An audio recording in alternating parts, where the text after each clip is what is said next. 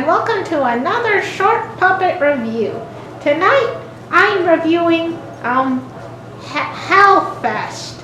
I wanted to go see Smallfoot first, but it's October 1st when this is being published, so you know, beginning of October, beginning of Halloween, we gotta start it off with a scary movie. So that's what I'm doing here. I wasn't expecting a lot going into this. I figured it'd just be a basic cheesy slasher, something pretty dumb and goofy. And well, I was actually a little surprised. It was slightly better than that. It's not a great film. It's not technically a good one either, but it's not as bad as I thought it was. So I had a fun time with it, which was more than I was expecting. So that made me happy. Before I get any more in depth, I'm going to apologize right now. The boss is doing the dishes in the back, so if you hear any churning noise, that's from that. I tried to get her to do it after I was done filming, but she didn't listen. Hey, do you want clean dishes for pasta tomorrow or not? Alright, she's got a good point. Anyway, this movie mainly centers around your stereotypical, slightly more adult teenagers.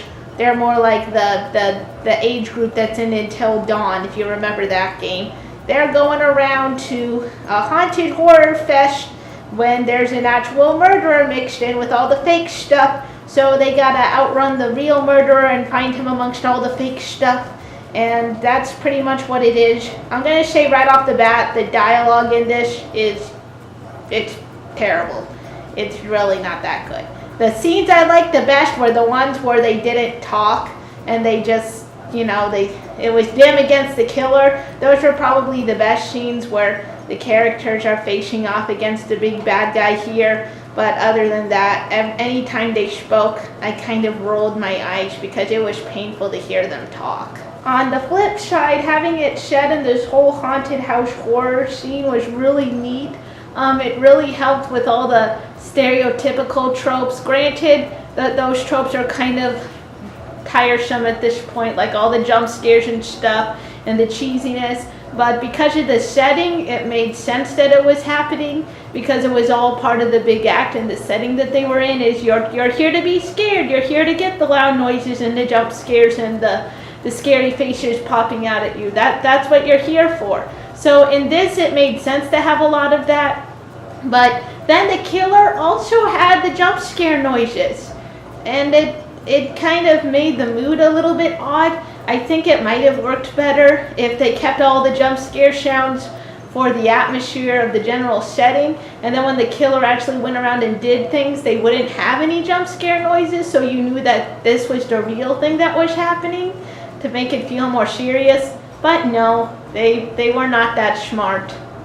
I kind of wish they were. But honestly, the park itself, the Hellfest park, that would be a place I would want to go to if I wanted to go to a scary haunted thing. That looked really cool. It looked like a place that would be a lot of fun to go on Halloween.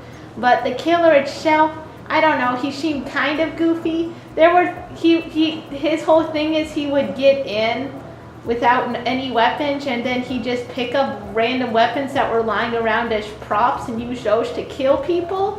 And granted, I don't know about the whole authenticity of a lot of those things, but do they really just leave actual live real weapons around in haunted houses like that? Because I get a sense that most of them would probably be fake. And also, he made like the worst choices for weapons too. He grabbed a syringe at one point, and I just sat there thinking, why a syringe? That's the worst possible way if you want to kill someone. Why a syringe? Yeah, it looks creepy, but you don't know you're being filmed. Why a syringe? I'm sorry, that part really bothered me there. I just don't get it. Why a syringe? What's scary about a syringe? But the whole park atmosphere helped in terms of the jump scare noises and all the spooky noises and the feeling that you were supposed to already be kind of on edge because that's what you were there for, that's what the characters were there for. And then the fact, it was probably one of the few cases where when a cop or a security guard rolled their eyes at the character saying, no, there's a killer here. It made sense here because it's like, well, yes, everyone's pretending to be a killer. That's why you're here. You're supposed to be scared. If you haven't gotten hurt, then that's what you're here for. And liability's a big thing, but that was probably one of the few moments in the movie where I felt like it was actually being kind of smart. And I think that hurt in the long run, because there were a couple of moments that were smart. For example, the very last act where you're down to the last two characters facing off against the killer, and they figured out these ways to not trigger off the settings in the haunted house, because if you triggered it off, then the killer could find where they are, because all the noises would come up. So they figured out, oh, this is what they do to set off all the effects. So if we avoid that and we grab props and do all this stuff, they were like being super sneaky about it. And for most of that, they barely spoke again. Some of the best scenes were when the characters didn't spoke, and they just worked on how to get around the haunted house setting itself and the fake scary stuff, and using that to their advantage with the real killer. That stuff was pretty clever. Unfortunately, that was only in like the last 20 to 30 minutes of the movie. So it wasn't the whole film. We had to get through like 2/3 of regular, boring, normal slasher stuff to get to that point. But at least it had that one shining moment. And then there was the very end, because you don't see the killer. You never see the killer's face, even at the very end when he unmasks himself. All you see is, oh, he has a kid.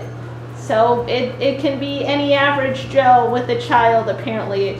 I guess the idea it was going for is a killer could be your next door neighbor and you'll never know. And that's like that guy's tradition. Instead of going out and trick-or-treating, he goes out and kills people and gets his kid a stuffed animal from it.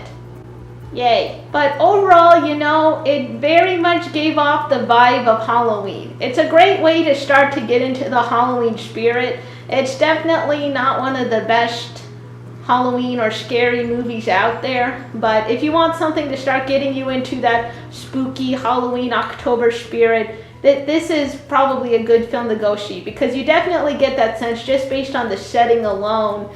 Not so much the actual storyline, but honestly, the setting and some of the film shots in this speak for most of it. That just gives you the whole sense of Halloween and going to haunted, spooky places and doing stuff like this. That's the whole vibe that this movie gives off. So overall, and that's a vibe that I'm happy with having during October. And that's all I gotta say about it.